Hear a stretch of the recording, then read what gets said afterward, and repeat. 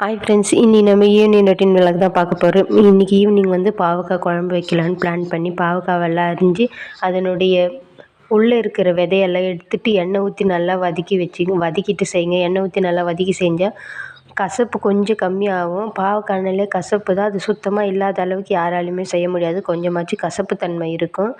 அதை நல்லா வதக்கி எடுத்துட்டு அது நம்ம நார்மலாக எப்படி புளிக்குழம்பு செய்வோமோ அந்த மாதிரி செஞ்சுக்கலாம். பக்கத்துலேயே சாதம் வடிச்சிட்டேன். பாவக்காய் குழம்பு எனக்கு பிடிக்காதுன்றதுனால எனக்காக கொஞ்சமாக நான் சாம்பார் வச்சுக்கிட்டேன். இது நார்மலாக எண்ணெய் ஊற்றி கடுகு வெங்காயம் நல்லா வதக்கிட்டு பாவக்காவும் திரும்ப தக்காளி கூட நல்லா வதக்கிட்டு அதுக்கப்புறம் புளி தண்ணி சேர்த்து உப்பு மிளகாய் போட்டு நல்லா கொதிக்க வச்சு இறக்குனா பாவக்காய் புளிக்குழம்பு தயாராகிடும். பக்கத்துலேயே சாதம் வச்சுருந்தேன். சாதம் வச்சுட்டு எனக்காக கொஞ்சமாக சாம்பார் வச்சுக்கிட்டேன்.